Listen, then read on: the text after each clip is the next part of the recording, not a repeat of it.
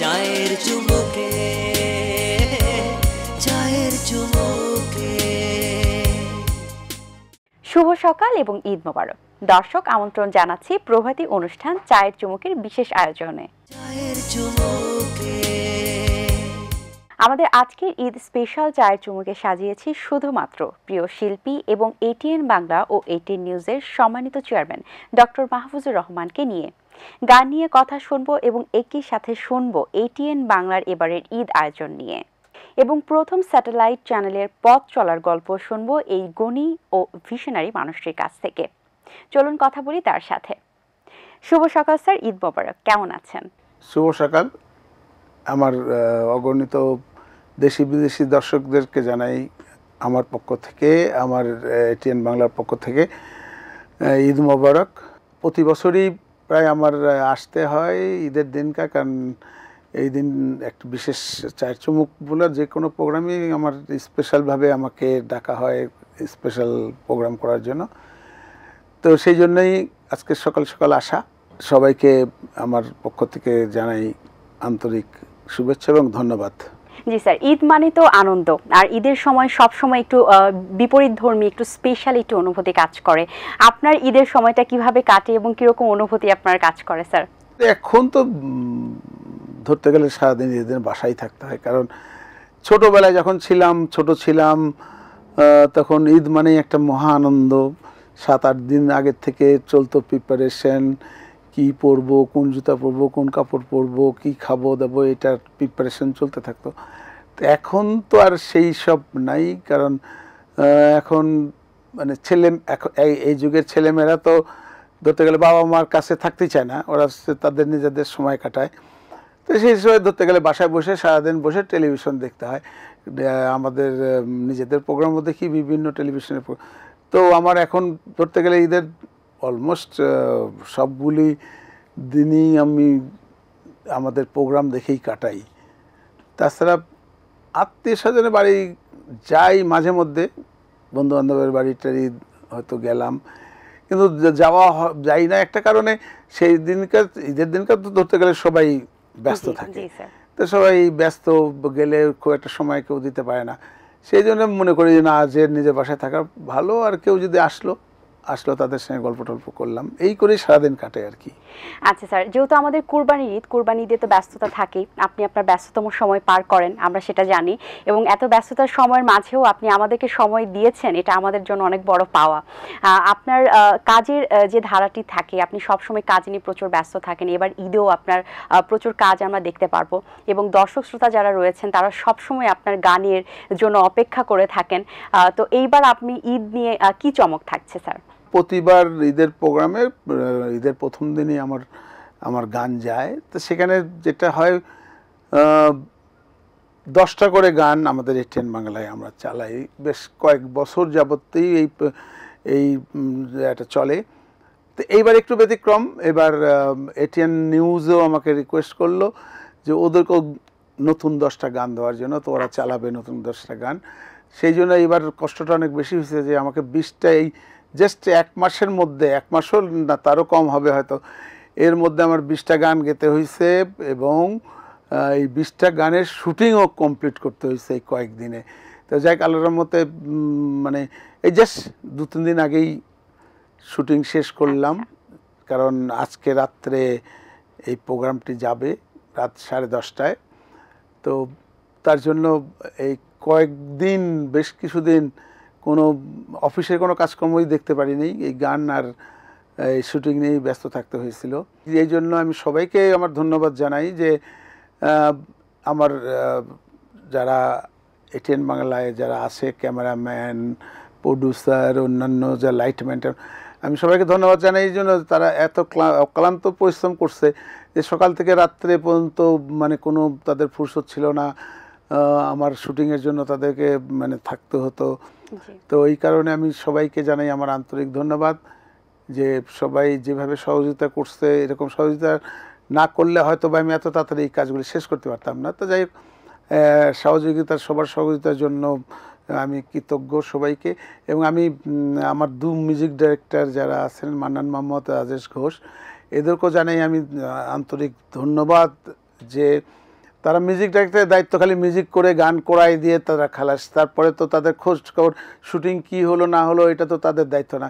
কিন্তু আমি তাদেরকে আমার আন্তরিক ধন্যবাদ যাই এই কারণে যে এরা মানে একদম নিজের মতো, মানে এখানে এই না যে তারা কোনো টাকা পয়সার বিনিময়ে এখানে কাজ করতে আসছে এরকম না। তাদের মধ্যে একটা আমাদের সঙ্গে একটা তাদের মধ্যে একটা এমন সম্পর্ক হয়ে গেছে, মনে হয় যে সে আমারই পরিবারের একজন, আমারই ভাই ব্রাদারের মতন। তারাও আমার গান যাতে 100% পারফেক্ট হয়, যাতে কোনো সুর তাল লয়ের যেন কোনো রকম ব্যাঘাত না ঘটে, কিছু না ঘটে, তারা একদম গান গাওয়ার থেকে শুরু করে শুটিংয়ের শেষ পর্যন্ত এবং আমরা মাস্টারিং করা পর্যন্ত সে থাকে। এবং এটেল মিউজিকের আজ পর্যন্ত যত সিডি বা গান হয়েছে এর অলমোস্ট সবগুলির মাস্টারিং কিন্তু আমি নিজে করি। কী কারণে এটার একটা আমার নিজেরই একটা স্যাটিসফ্যাকশন লাগে, কারণ নিজের কাজ নিজে দেখে করাটা। তা মিউজিক ডাইরেক্টর সবসময় আমাকে সহযোগিতা করে, আমার সঙ্গে থাকে তারা মাস্টারিংয়ের সময়, কিন্তু এই মাস্টারিং কাজটা আমি নিজের হাতে করি। এবং আমার যারা সাউন্ড ইঞ্জিনিয়ার আছে তারা যখন তারাও আগে কাজটা করে রাখে, তা লাস্টে ফাইনাল আমি যখন দেখব বা শুনবো তারপরে ওকে করলে তারা এটাকে দিয়ে দেয় এডিটিং করার জন্য। তো এই কাজটা আমি নিজে করি সব সময়, কারণ এটা আমার ভালো লাগে এবং কাজটা আমি বুঝি বলেই কাজটা করি। তো এই জন্য আমার মিউজিক ডাইরেক্টর তারা এই একদম শেষ পর্যন্ত তারা আমার সঙ্গে থাকে এবং আমাদের সহযোগিতা করে। আমি সেই জন্য বলবো যে তারা আমাদের এটিএন বাংলার একদম পরিবার বলতে পারো। দর্শক মণ্ডলী, আমি যেটা সবসময় বলি, আজকে আমার এই পজিশনে আসার পিছনে যাদের সবচেয়ে বড় অবদান আমার দুই মিউজিক ডাইরেক্টর, এবং আমি তাদেরকে ওস্তাদ বলেই মানি। তারা আমাকে যথেষ্ট সহযোগিতা করে।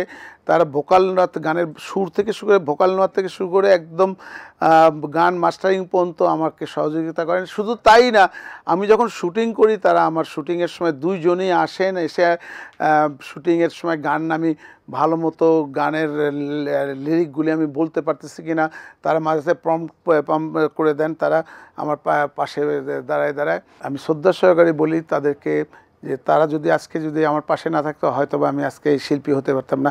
দর্শক মণ্ডলী, আপনারা তাদেরকে সবসময় তাদের নাম শুনে আসছেন এবং তারা হচ্ছে প্লেব্যাক সিঙ্গারের মতো, পিছনে গায়ক কিন্তু চেহারা দেখা যায় না। আমি চাই যে আমার মিউজিক ডাইরেক্টরকে আমার মতনই ঠিক আমার দর্শকরা চিনুক, জানুক। আমি তার জন্য আজকে আমার এখানে উপস্থিত আছেন আমার দুই music director. Mannan Mohammad, please আসেন, আপনাকে আমি পরিচয় করে দেই। এই সেই মান্নান মোহাম্মদ, আমার সঙ্গীত জগতের শুরু থেকে উনি আমাকে সহযোগিতা করে যাচ্ছেন। আপনারা দর্শকরা, আপনারা হয়তো অনেকেই জানেন না, এই মান্নান মোহাম্মদ অনেক বড় বড় শিল্পী তৈরি করছেন। তার ভিতরে বেবি নাজনীনের মতন শিল্পী, মমতাজের মতন শিল্পী তার গান গেয়ে অনেক পপুলার গান উনি প্রেজেন্ট করছে আপনাদেরকে। কিন্তু আপনারা শুধু নাম হয়তো শুনছেন, তার চেহারা দেখেন নাই আজ পর্যন্ত, বা চেহারা দেখে থাকলেও সেরকম ভালোভাবে দেখেন। তাই আমার কর্তব্য যে আমাকে কারা আজকে এই পর্যন্ত নিয়ে আসলো তাদের পরিচয় করা দেওয়ার দায়িত্ব আমার। সুতরাং আমি দর্শক যেটা আজকে আমার এই গানের এই জগতে আসার পিছনে এনাদের হাত যথেষ্ট, এনারাই আমাকে সবসময় সহযোগিতা করে যাচ্ছে। আমি আরেকজনকে ডাকবো, উনিও মানে রাজেশ ঘোষ। অনেকেই আপনারা নাম শুনে থাকবেন, হয়তো নাম অনেকেই শুনছেন কিন্তু আপনারা দেখেন নাই বা দেখলেও তার পরিচয় আপনারা জানেন না। আমি চাই আমার ওস্তাদদের পরিচয় আমার করে দেওয়া, এটা আমার কর্তব্য। কারণ আজকে এই পজিশনে আসার পিছনে তাদের যথেষ্ট হাত। তারা আমাকে আজকে মাহফুজুর রহমান, সঙ্গীত মাহফুজুর রহমান, চেয়ারম্যান মাহফুজুর রহমান না, সঙ্গীত মাহফুজুর রহমান হিসাবে যারা আমাকে আজকে এই পর্যন্ত নিয়ে আসছেন, এই দুজনের আমি বলবো 100% কৃতিত্ব তাদের দুজনের। তারা আমাকে যেভাবে সহযোগিতা করে আমার মনে হয় না যে এই দুই মিউজিক ডাইরেক্টর অন্য কোনো শিল্পীর পিছনে তাদের এত সময় ব্যয় করছে বলে আমি দেখিনি। আজকে চায়ের চুমুকের এই প্রোগ্রামের পক্ষ থেকে এবং আমার সকল দর্শকের পক্ষ থেকে, আমি দর্শকবৃন্দ আপনাদের পক্ষ থেকে আমি তাদেরকে ধন্যবাদ জানাচ্ছি যে তারা আপনাদেরকে প্রতি বছর সুন্দর সুন্দর গান উপহার দিতে পারে। এবং আমি আশা করব যে তারা আরও ভালো সুন্দর সুন্দর গান আপনাদেরকে ভবিষ্যতে উপহার দিবেন। এবং শুধু তাই না, তারা দুজনে কিন্তু শিল্পী তৈরি করার ওস্তাদ। তারা অনেক শিল্পী তৈরি করছে। এটিএন বাংলার বেশ অনেক কয়টা 5, 7, 10টা শিল্পী তারা এটিএন বাংলার তৈরি করছেন। শুধু তাই না, 2004 সালে যে তারকা যে কম্পিটিশনটা হয়েছিল, সেই কম্পিটিশনে যেই শিল্পীগুলি তৈরি করা হয়েছিল, সেই শিল্পীগুলি হচ্ছে, সেই শিল্পীর ভিতরে অনেকেই এখন ফেমাস শিল্পী, বিভিন্ন জায়গায় ফেমাস গান গায়, এই তৈরি করছিলেন এই সেই মান্নান মোহাম্মদ, রাজেশ ঘোষ, তারাই মিলে এই শিল্পী। তো সুতরাং আমি দর্শক মণ্ডলী আপনাদের সবার পক্ষ থেকে তাদেরকে জানাই আমার আন্তরিক ধন্যবাদ ও শুভেচ্ছা। স্যার, গল্পের এই সময়ে দর্শকদের উদ্দেশ্যে আপনার একটি গান আমরা দেখাতে চাই।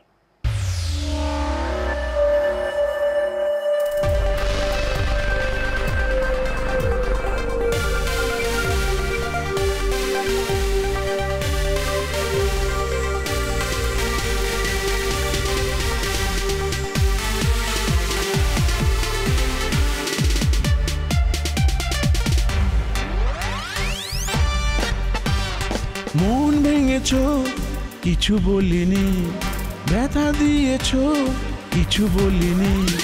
মন ভেঙেছো, কিছু বলিনি, ব্যথা দিয়েছো, কিছু বলিনি। প্রতিদিন শুনি আমি যার তার কাছে, তুমি আমায় করছো অপমান। বেঈমান,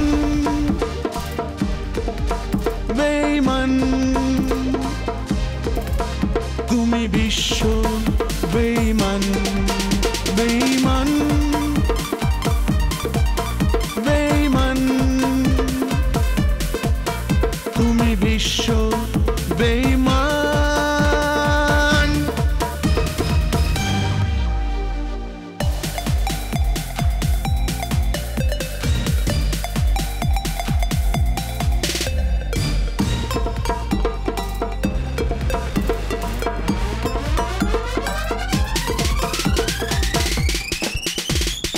বিবেকের কাছে প্রশ্ন করো, পাবে কি কোনো সমাধান?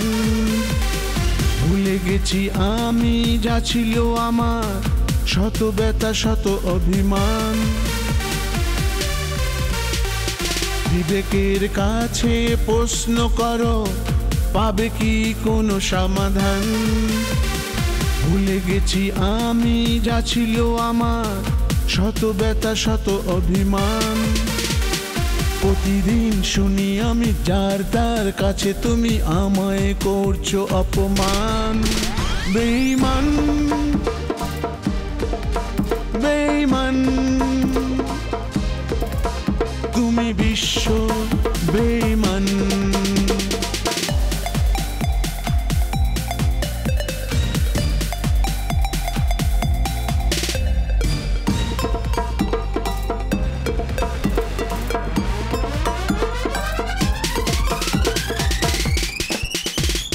মন নিয়ে লেনা দেনা করছো তুমি, পাবে কি মনের সমাধান?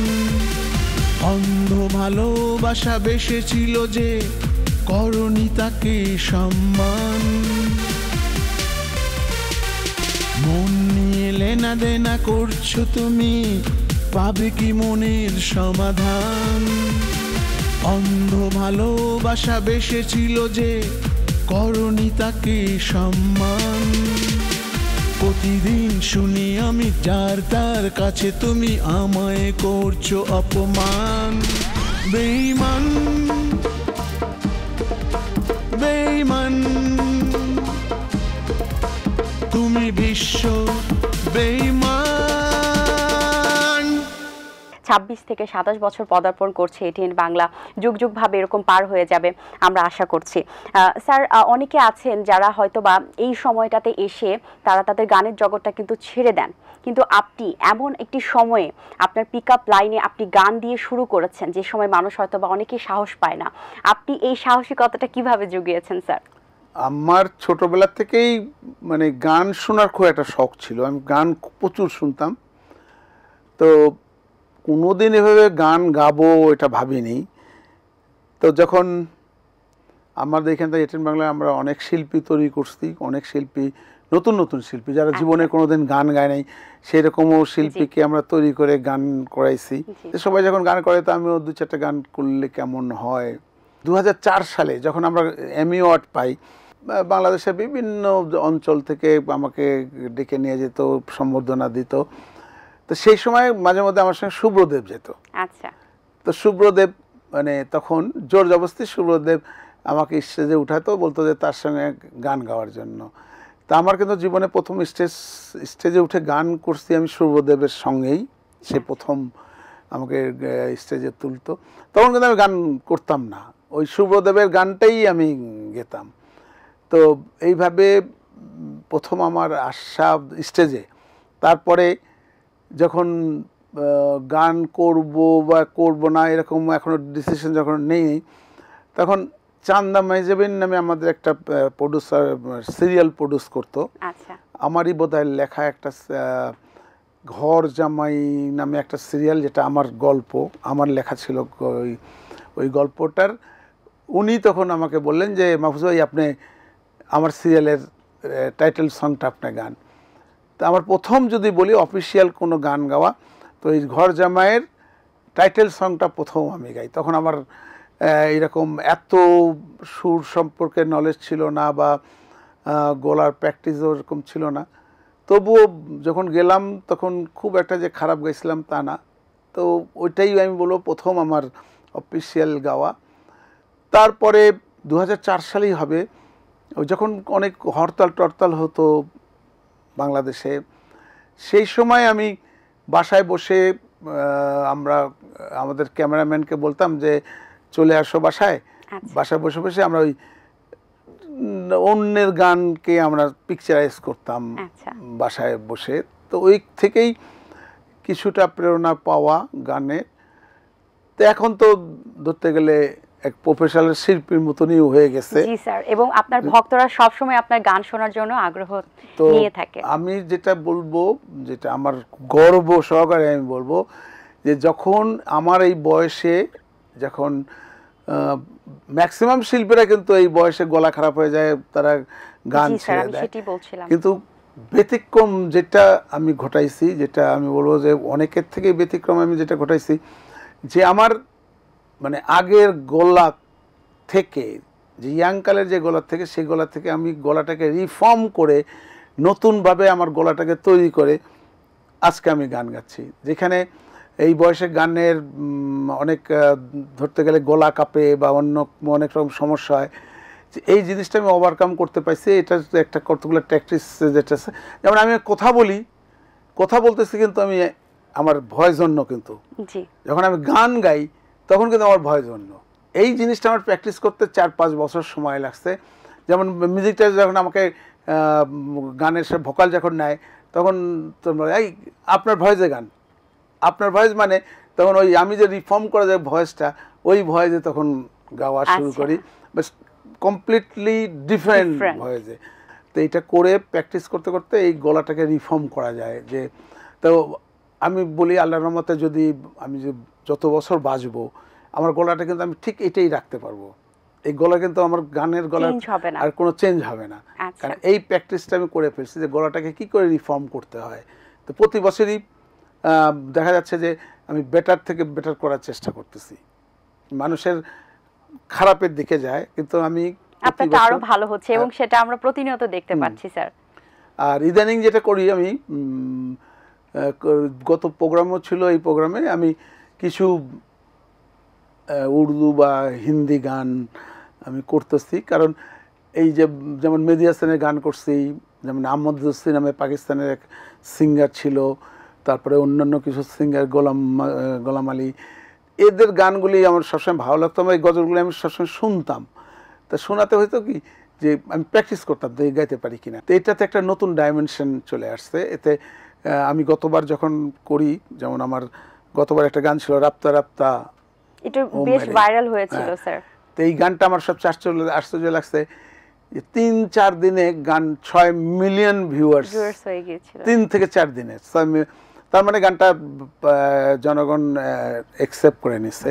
ভাষার কিন্তু কোনো লিমিটেশন নাই, বা কোনো দেশ বা এদের নাই। ভাষা, দেশের একটা ব্যারিয়ার আছে, ভূগোল একটা দেশের জন্য, যে দেশের এরিয়া এর জন্য একটা ভূগোল, কিন্তু গানের কোনো এরিয়া নেই। গান এত বিশাল যেমন এই এখন দেখা যাচ্ছে যে চাইনিজরা হিন্দি বোঝার তো কোনো কাজে নেই, অথচ এখন আশ্চর্য লাগে চাইনিজ ছেলেমেয়েরা বা ইয়ারা হিন্দি গান গায়। আমি কিছুদিন আগে দেখি এক আমার ট্যাক্সি ড্রাইভার আমার হিন্দি গান গায়ে শোনাইলো, আমি আশ্চর্য হলাম। তোকে জিজ্ঞেস করলাম কোথেকে, ওরাও এখন হিন্দি গান শুনে। কারণ এই গানগুলি যেটা যে কোনো সুর এমন একটা জিনিস যে কোন ল্যাঙ্গুয়েজে গাওয়া হচ্ছে সেটা না, সুর ভালো হলে শুনতে ভালো লাগে। সবাই কিন্তু সেটা যে দেশেরই হোক, যেমন আমার চাইনিজ গান যদি একটা সুন্দর লাগবে, সুর ভালো হয়, আমরা কিন্তু সেটা গাওয়ার চেষ্টা করি। আরবিয়ান গান যদি সুন্দর লাগে গাওয়ার চেষ্টা করি। এইটাই হচ্ছে আমাদের বাঙালিদের, আমাদের এই কালচারের মধ্যে এটা একটা ডিফারেন্স। যেমন আমি হিন্দি, উর্দু একদম পারফেক্ট প্রনাউন্সিয়েশন করতে পারি। আচ্ছা, হ্যাঁ, এটি হচ্ছে আমাদের বাঙালিদের কিন্তু একটা বাহাদুরি। বাংলাদেশে আমি দেখছি বাঙালি যেসব শিল্পীরা যারা অন্য ভাষায় গান করে খুব সুন্দর পারফেক্ট গান করতে পারে। তার মানে আমরা যে কোনো ভাষার প্রনাউন্সিয়েশনটা আমরা খুব ভালো করে রপ্ত করতে পারি, যেটা অন্য দেশি লোকজনরা পারে না। যেমন পাকিস্তানিদের যদি বাংলা গা ও পারবে না, প্রপার ওয়েতে পারবে না, কিন্তু আমরা পাকিস্তানি গান একদম হুবহু গাইয়ে দিচ্ছি। জি স্যার, এটা আমাদের বাঙালিদের একটা আলাদা, আমরা বাঙালি শিল্পীদের কিন্তু এটা একটা বড় গুণ। যেমন আমাদের বাংলাদেশের মোস্ট অফ দ্য যে স্টেজ শোগুলি হয়, কারণ বেশিরভাগ শিল্পীরা কিন্তু হিন্দি গান গায়, ম্যাক্সিমাম হিন্দি গান গায়। কি কারণে?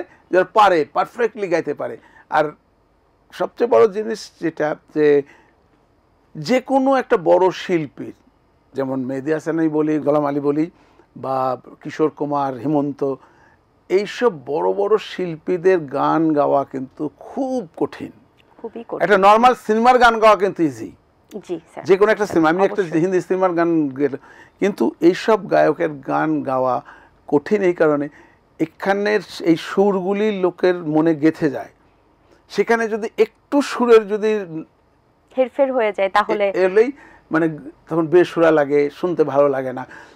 এই জিনিসটা সবচেয়ে কঠিন জিনিস। এই বড় বড় শিল্পীদের গান, যেমন বড় যে কোনো শিল্পীর গান গাইতে হলে 100% পারফেক্ট। তো আমার এই ব্যাপারে যেটা আছে, আমি আমার দুই মিউজিশিয়ানকে, যেটা মান্নান মোহাম্মদ বলি, রাজেশ ঘোষকে বলি, এরা আমাকে এত সাহায্য করে, মানে যতক্ষণ পর্যন্ত আমার এই গানটা 100% পারফেক্ট না হবে ততক্ষণ পর্যন্ত তারা আমাকে ছাড়ে না। এমনও হয়েছে যে একটা গান আমি 6 ঘন্টা ধরে আমাকে তারা গাওয়াই নিছে, মানে তাদের মন মতো যতক্ষণ পর্যন্ত না হচ্ছে তখন পর্যন্ত আমাকে ছাড়াছাড়ি নেই। এটা না যে আমি কোম্পানির চেয়ারম্যান, যে কোনো মতে বিদায় করে দিতে হলে তারা বাঁচে, তখন কিন্তু তারা এই জিনিসটা দেখে না। তারা দেখে যে আমি পারফেক্টলি গাইতে পারলাম কিনা। এইটা একটা টিম ওয়ার্ক হিসাবে আমি কাজ করে যাচ্ছি। যে কারণে লাগে কোনো একটা বড় শিল্পী যদি আমাকে বলতো যে না তুমি, তোমার এই গানটা ভুল হয়েছে, তোমার এই হয়েছে, আমি মাথা পেতে নিতাম, কোনো আমার আপত্তি নেই। কোনো মিউজিক ডাইরেক্টর যদি এসে বলতো যে তোমার সুর তাল লয়ের কোনো ঠিক নেই, আমি কিন্তু মাথা পেতে নিব, ওই কারণে যে তারা এটা বুঝে। হ্যাঁ, হতে পারে, আমি বলবো না যে আমি 100% পারফেক্ট কোনো জিনিস করতেছি। স্যার, বেশ সুন্দর কিছু কথা শুনলাম। গল্পের এর পর্যায়ে আপনার কাছ থেকে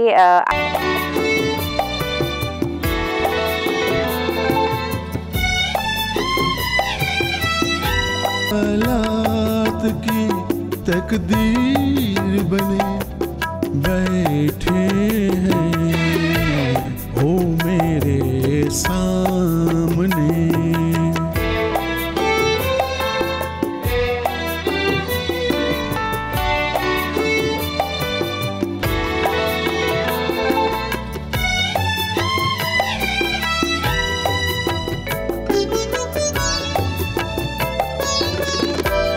कभी साहिल कभी तूफान नजर आते हैं, कभी अपने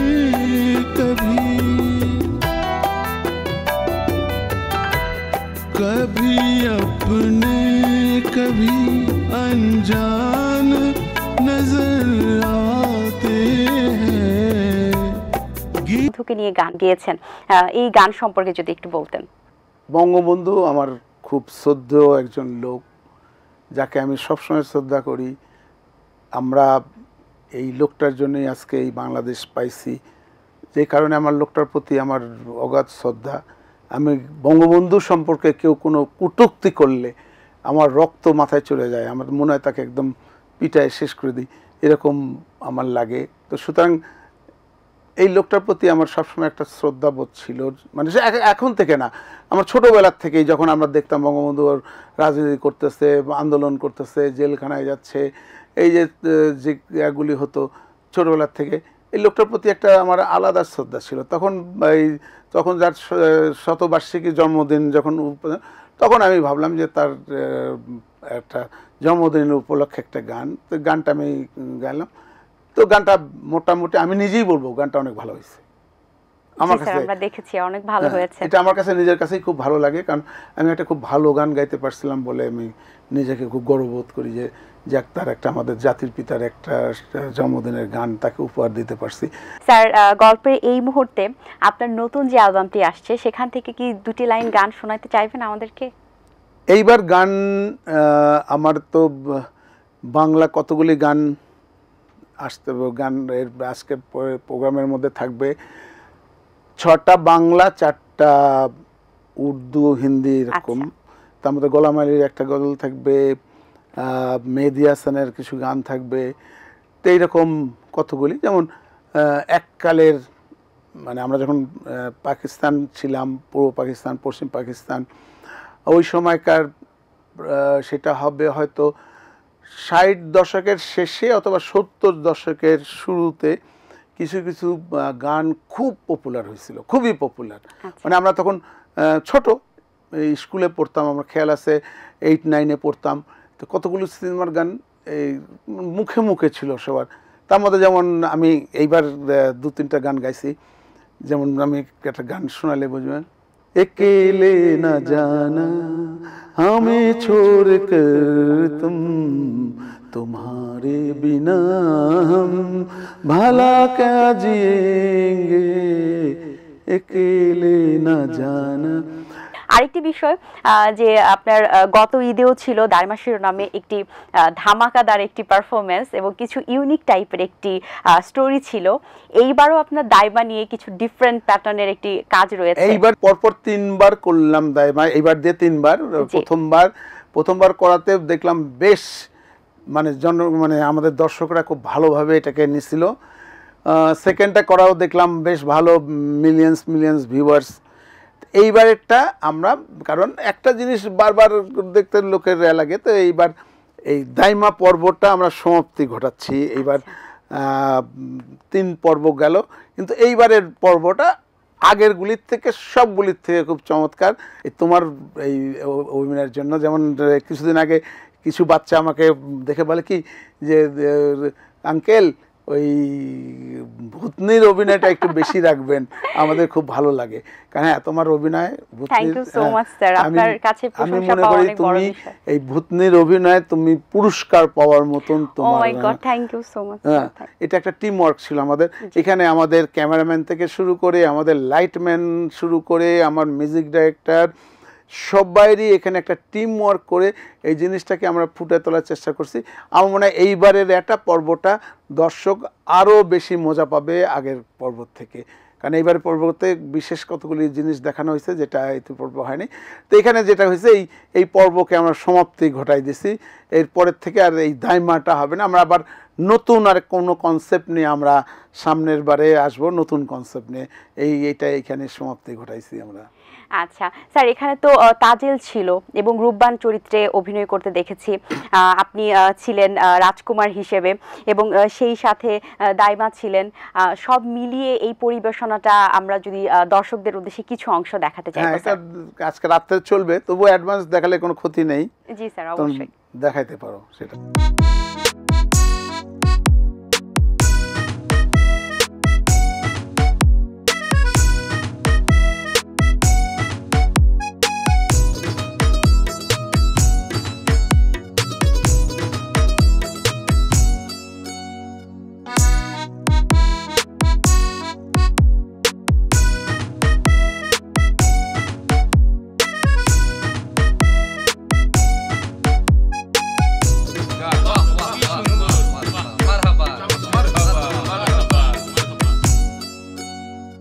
লীলা বালি বড় যুবতী সৈগ বড় যুবতী সৈগ কি দিয়া সাজাই তরে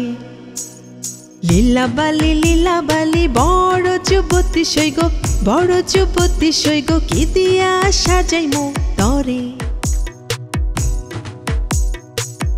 আমি ছিলাম 12 দিনের শিশু গো ওরবান বিয়া কিতা বুঝতাম না আমার রূপবান গো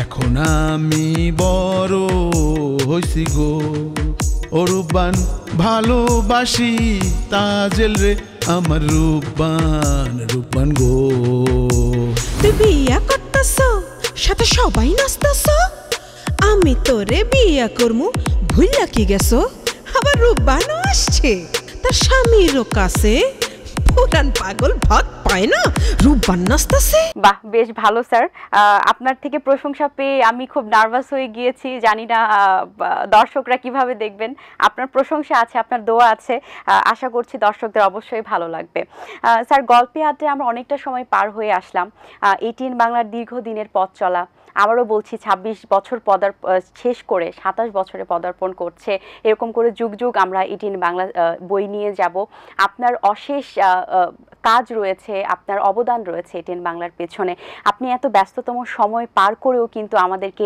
সময় দিয়েছেন এবং আপনার গান গেয়ে আপনি দর্শকদেরকেও এন্টারটেইন করছেন সব মিলিয়ে স্যার আপনি আপনার জীবনটা এত কিভাবে মেইনটেইন করছেন স্যার আসলে আমি খুব প্রাউড ফিল করি একটা বিষয় যেটা হলো যখন বাংলা টেলিভিশন স্যাটেলাইটের মাধ্যমে কোন টেলিভিশন চলবে এই কনসেপ্টই লোকের জানা ছিল না যখন যে স্যাটেলাইট দিয়ে টেলিভিশন চলতে পারে এটা বাংলাদেশের লোকের বাংলাদেশ কেন ইন্ডিয়াতে তখন মাত্র 2-3টা চ্যানেল চালু হয়েছে যখন আমরা এটিএন বাংলা শুরু করি তো এই যে নতুন একটা কনসেপ্ট তৈরি করে নিয়ে এসে এটাকে করা তার বিভিন্ন জিনিসকে আস্তে আস্তে আস্তে ডেভেলপ করতে আজকে যারা টেলিভিশন করতেছে তাদের রেডিমেড দেখতেছে কি করে হচ্ছে আমাদেরকে ফলো করে দেখার পরে তারা আজকে তাদের জন্য এত সহজ যে তাদেরকে বেশি করতে তারা ওই কপি টাইপের করে চলছে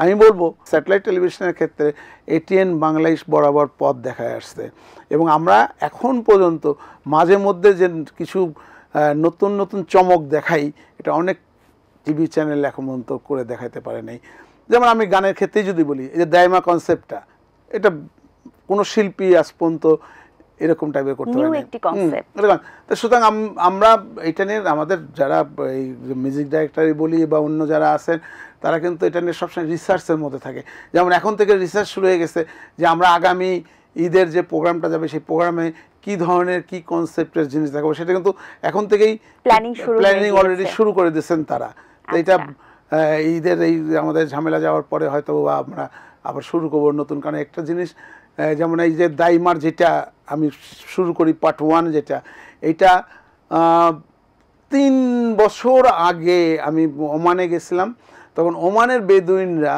আমরা রাত্রে একটা ফাংশন ছিল ফাংশনে হঠাৎ করে আমরা খেয়াল বললাম যে ঠিক আছে আমরা নিজেরাই তখন আর কেউ অন্য কেউ ছিল না কিছু বেদিন আসলো ওদের লোকাল মিউজিক নিয়ে ওই ওদের ঢোল টোল টাইপের ওদের গিটার সেতার টাইপের কিছু লোকাল জিনিস তো ওখানে আমরা গান গাওয়া শুরু করলাম তো ওরা ওই আমাদের গান ফলো করে ওরা মিউজিক বাজালো তারপরে হঠাৎ করেই বলতে গেলে আমরা গান গাইতে গাইতে এটা শুনে ও দাইমা কিসের বাদ্য বাজে গো তখন ওটা বলার পর তা আমাদের মধ্যে আরো 2-4 জন যারা ছিল তার পিছে থেকে বলতেছে দাইমা তখন দেখলাম এই বেদুইনরা শুরু করলো আমাদের সঙ্গে দাইমা এই থেকে আমি চিন্তা করলাম এই কনসেপ্টে যখন একটা নতুন কনসেপ্ট যখন বেদুইনরা ওমানের বেদুইনরা যদি এটা ওদের কাছে ভালো লাগতে পারে তাই বললাম যে তাহলে আমাদের দেশের লোকের কাছে ভালো লাগবে ওই তখন থেকে এই 3 বছর যাবত এই কনসেপ্ট নিয়ে আমরা অনেক রিসার্চ করতেছিলাম অনেকে যে কীভাবে কী করা যায় তারপরে আমি বসলাম মিউজিক ডাইরেক্টর কিছু তার ধারণা দিল আমি তাকে বললাম যে এই আইডিয়া এটা যেটা হয় মেনলি এই আজ পর্যন্ত যে 3টা যে কনসেপ্ট হলো এর পুরো প্ল্যানিংটা কিন্তু আমি দিতাম আমি মিউজিক ডাইরেক্টরকে বসতাম, আমরা বসে মিউজিক ডাইরেক্টরের টোটাল জিনিসটা আমি ডিটেলস তাকে বলতাম। তখন মিউজিক ডাইরেক্টরের সুর দিয়ে গান করা বা সুর দিয়ে যেসব কথাবার্তা বলা এই কাজটা মিউজিক ডাইরেক্টর করতো, কিন্তু প্ল্যানিংটা বরাবরই সবকটাই 3টা পর্বের প্ল্যানিংটাই আমার দেওয়া। আমি মিউজিক ডাইরেক্টর যা প্ল্যানিং বলতাম, মিউজিক ডাইরেক্টর যেমন এই এই এই যে আজকের যে পর্বটা যাবে এটা কিন্তু আজ থেকে 7 দিন আগেও আমাদের কমপ্লিট হয়নি, জাস্ট এই ঈদের জি স্যার 2 দিন আগে আমরা এটা কম কমপ্লিট সময় করলাম। ছিল। এটা আমি বলবো আমার পুরো টিমকে, সবাইকে আমার পক্ষ থেকে আন্তরিক ধন্যবাদ। এক শটে যে এইরকম একটা প্রোগ্রাম, 8 মিনিটের শুটিং, 8 মিনিট আপনারা দেখবেন না 8 মিনিট, কিন্তু এই 8 মিনিট এটা 8 দিনের ঘটনা, মানে এরকম হতে পারতো যদি অন্য কোনো, কিন্তু আমরা সেটাকে জাস্ট 2 ঘন্টার মধ্যে আমাদের টোটাল জিনিস কমপ্লিট করে ফেলছিলাম। স্যার এবার এটিএন বাংলায় 10 দিন ধরে ঈদের আয়োজন থাকছে, আপনার গান তো থাকছেই, ধামাকা একটি পারফরমেন্সও আমরা দেখতে পারবো এবং দাইমা সহ, এছাড়াও আর কি কি আকর্ষণ থাকবে স্যার? এবার আমাদের বেশ কিছু ভালো নাটক, 1 ঘন্টার নাটক যাচ্ছে, যেটা মানে স্বনামধন্য সব ডাইরেক্টর বা অ্যাক্টর অ্যাক্ট্রেসরা এতে পার্টিসিপেট করছে। বেশ কিছু নাটক আমাদের খুব মনে দাগ কাটার মতন নাটক আমাদের আসবে, প্লাস তাছাড়া কিছু ম্যাগাজিন অনুষ্ঠান। বাংলাদেশের ম্যাগাজিন অনুষ্ঠান তো ধরতে গেলে সুপারহিট ম্যাগাজিন অনুষ্ঠান একটা ইত্যাদি, একে কেউ বিট দিতে এখন পর্যন্ত পারে নাই, তো একে বিট দেওয়ার সম্ভাবনা সমপর্যায়ে যাতে আমরা যেতে পারি এরকম চেষ্টা চালাতে দোষ কি। হ্যাঁ, তো আমরা ম্যাগাজিন কিছু অনুষ্ঠান আমরা দেখাই, যেটা খুব কম চ্যানেল, বেশিরভাগ চ্যানেলে নাটক দেখায় বা টক শো বা ওই আর্টিস্টদেরকে নিয়ে আড্ডা এগুলি দেখায় বা কোনো গেম শো টো এগুলি দেখায়, কিন্তু আমাদের এখানে আমার চ্যানেলে এবারও বেশ কয়েকটা ম্যাগাজিন অনুষ্ঠান আছে যেটা আমরা দেখাই। তো আমরা এটিএন বাংলা আমরা ম্যাগাজিনটাকে ডেভেলপ করার চেষ্টা করতেছি এই অনুষ্ঠানটা, কারণ এটা খুবই কম পাওয়া যায়। তো আমাদের এখানে আমাদের এই স্টাফ ছিল এক সেট ডিজাইনার ইমন নামে, তো কিছু মানে ভালো কনসেপ্ট সে দিতে পারে, তো তাকেই আমি কিছু দায়িত্ব দিচ্ছি এইসব করার জন্য, এই ম্যাগাজিন অনুষ্ঠান করার জন্য। সে ভালো করতেছে, বেশ তার ম্যাগাজিন অনুষ্ঠানে আজ পর্যন্ত যে কটা গেছে ভালো ভিউয়ার্স আমরা পাইছি। তো এটার চেষ্টা আমরা চালিয়ে যাচ্ছি, নতুন নতুন কিছু চমক।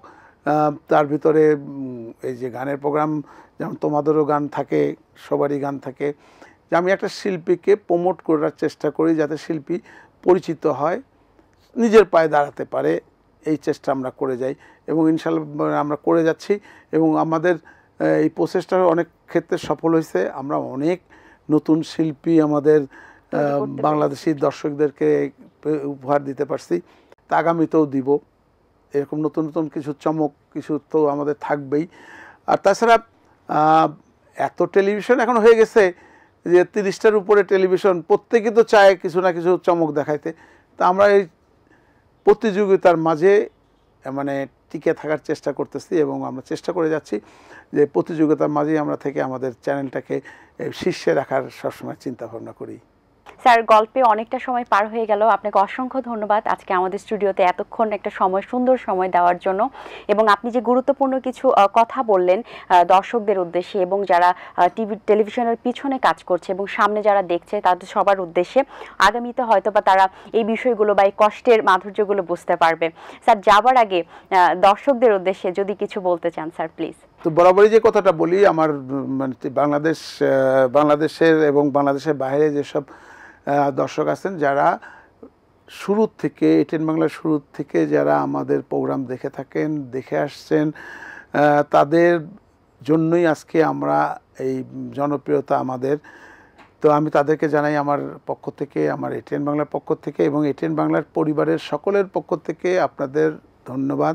এবং আমি ধন্যবাদ জানাই আমাদের শুরু থেকে যারা আমাদের সহযোগিতা করে গেছেন, তাদের মধ্যে ক্যাবল অপারেটর, কারণ শুরুতে যেদিন আমি আমার স্যাটেলাইট চ্যানেল শুরু করি সেদিন থেকেই আমার ক্যাবল অপারেটর ভাইরা আমাদের সহযোগিতা করে আসছেন এবং বিজ্ঞাপনদাতা, তাদের সহযোগিতায় আজকে আমরা এত দূর আসতে পেরেছি।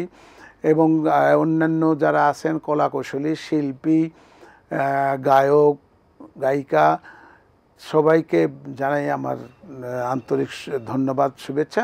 কারণ যে আপনারা যদি আমাদের পাশে না থাকতেন হয়তো বা আমরা আজকে এত দূর এগোতে পারতাম না। সেই জন্য আমি আমার পক্ষ থেকে, এটিএন বাংলার পক্ষ থেকে, এটিএন নিউজের পক্ষ থেকে এবং অন্যান্য আমাদের যারা কলাকৌশলী, আমাদের এটিএন বাংলার পরিবারের পক্ষ থেকে আপনাদেরকে জানাই আমার আন্তরিক ধন্যবাদ, শুভেচ্ছা। ভালো থাকবেন। ঈদ মোবারক। জি, অসংখ্য ধন্যবাদ স্যার, ভালো থাকবেন। আপনার সামনে আপনার ভালো ভালো কিছু কাজ আমরা আরও পাবো, আর এবং এটিএন বাংলার সাথে আমরা সবসময় আছি, এবং দর্শক যারা এটিএন বাংলাকে পছন্দ করেন তারা সবসময় আমাদের সাথে থাকবেন, এটাই আমাদের কামনা। ধন্যবাদ স্যার। সুপ্রিয় দর্শক, আশা করি আজকের আয়োজন আপনাদের ভালো লেগেছে। আজ এই পর্যন্তই। আপনাদেরকে ঈদের শুভেচ্ছা জানিয়ে আবারও শেষ করছি। দেখা হবে আগামী পর্বে নতুন কারোর সঙ্গে। সেই পর্যন্ত ভালো থাকুন, সুস্থ থাকুন। আল্লাহ হাফেজ। দিন আসে দিন যায়, সময়টা চলে যায়, তবু আছি এই বেশ ভালো। জীবনটা রঙময়, যেভাবেই হওয়া চাই, নয় কভু সাদা কালো।